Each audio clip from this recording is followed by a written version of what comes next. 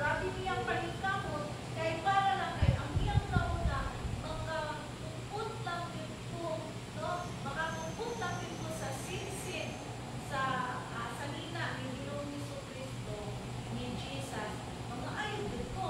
O na iya nga, di pa rin kamutan yun, bahala na sa mga bangga siguro, at nadagdan siguro nagkuhan siya, ay, bago ako eh, kung saan ako, bago ako eh, bago ako, ano ba?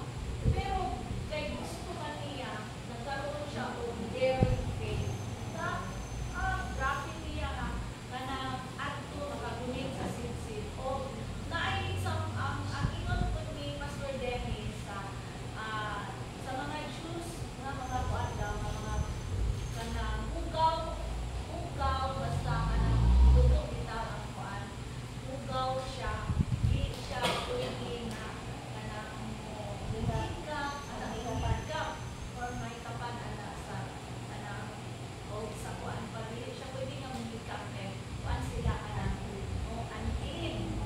Pero nagkaroon siya o ni-dare din siya, bahala na mo bitaw ko nga nagulong siya niya ana si Jesus, kinsa may nagkikap sa ako kaya na ko ito sa mga Jesus na ana ba ang mga tinutan kadagang tao hindi niya mo ba ana ba, pero ang babae nagkulong siya mo dahil kami gano'n nga nahadlok siya kay sa kuan pa ana kamatayon yun i-stone din sila kung makadare ka o nang kuan bitaw sa usa ka kanang ikap, no? Sa usa ka sa pagpaalaga. So, ang crowd din nagpasabot to sa mga crowd, nagpasabot to katong mga problems na to, ako ang mga troubles, anak kinanglan, ako na siya ma-overcome.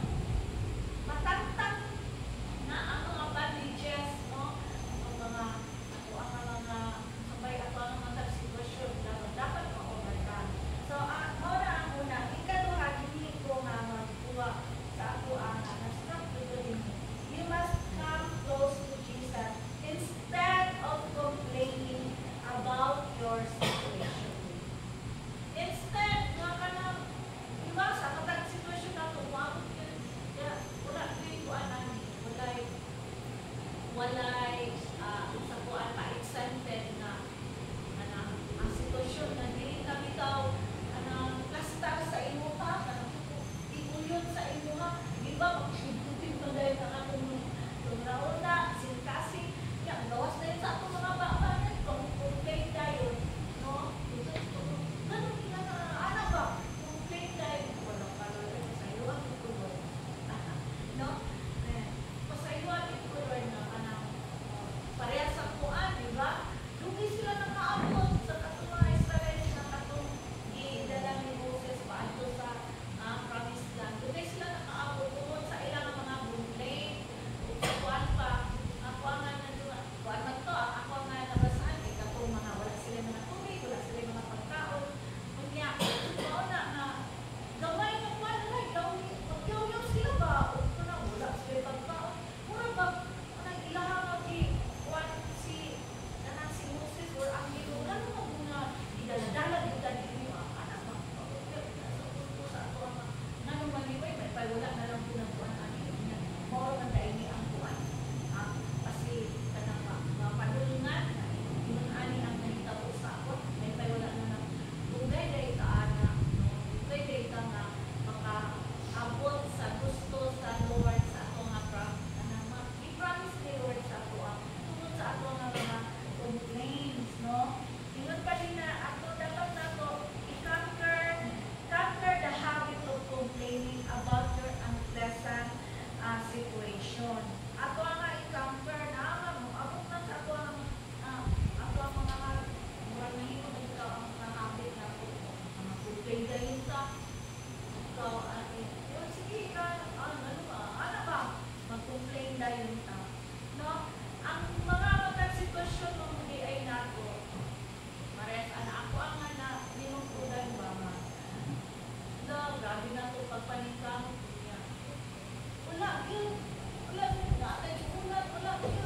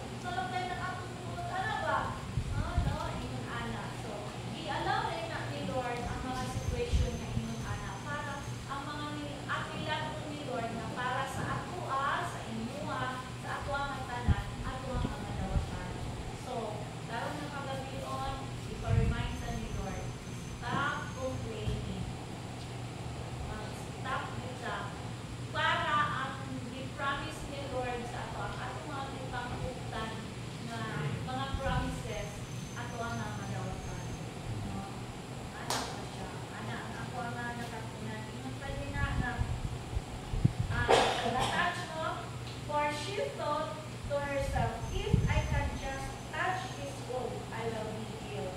No? Sa diha nag-touch siya sa robe ni Jesus, no? Muna ingon nila na ang katong robe mauto ang presence ni Lord. Kinahanglan ko na po na makasulod ka sa presence ni Lord. Para sa ito ang luktan, no? Sa ang presensya ni Lord, makahatag na nato kadasi, presensya ni Lord, makahatag sa ito strength, ang presensya ni Lord, kaapanan. Pero anong society man nato na siya man. So, we must overcome. Maatog din siya na overcome. Unang-una, ganito, i-overcome nato, no, ang atong current na matag situation. Kung sa man ang atong situation karon, ato siya nga i-overcome.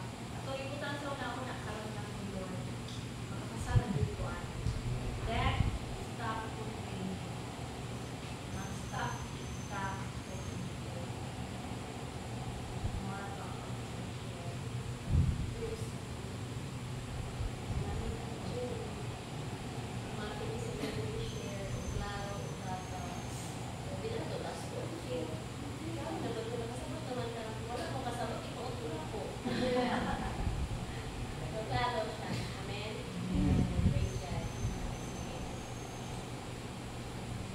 Okay, so karon nga pagdayon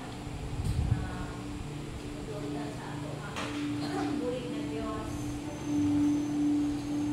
Sir, kita nga ato nga i-pray na ato ang para sa uban, no?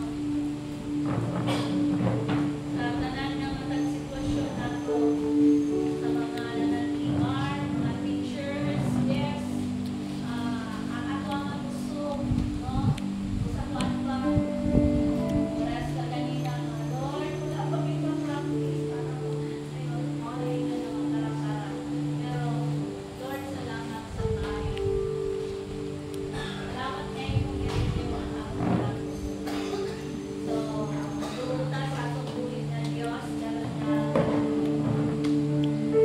oh, hallelujah. Oh, hallelujah, hallelujah.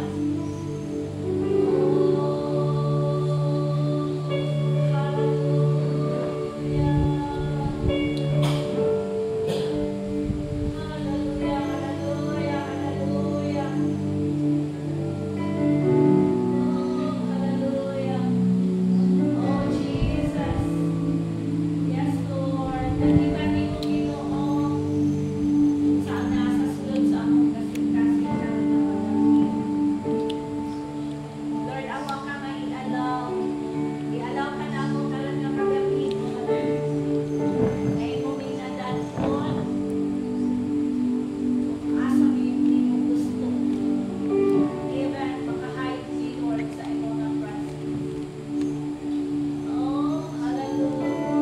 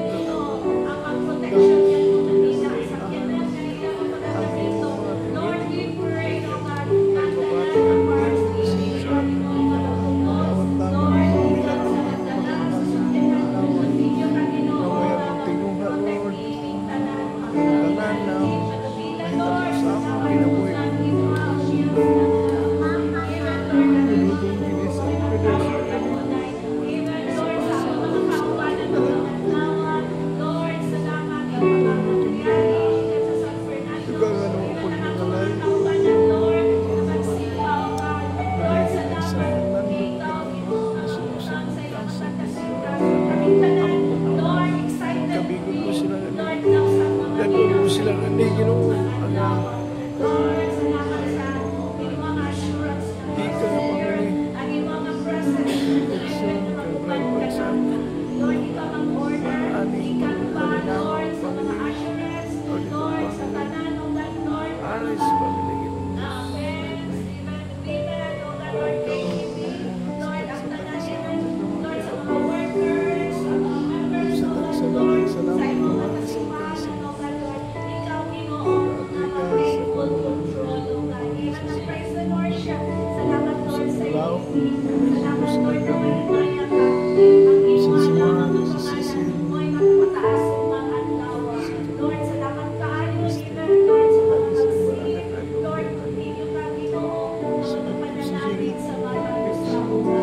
Thank you kaayo, Ginoo, at padayon ka na ako na mayaon. Padayon ka na ako, Ginoo, na saligan sa akong mga pagpamauli. Salamat, Lord, di ka mag-protect. Renew mo ang akong matagusto, Lord. Lalo na kadalingon. Lord, give us a nice rest, O God. In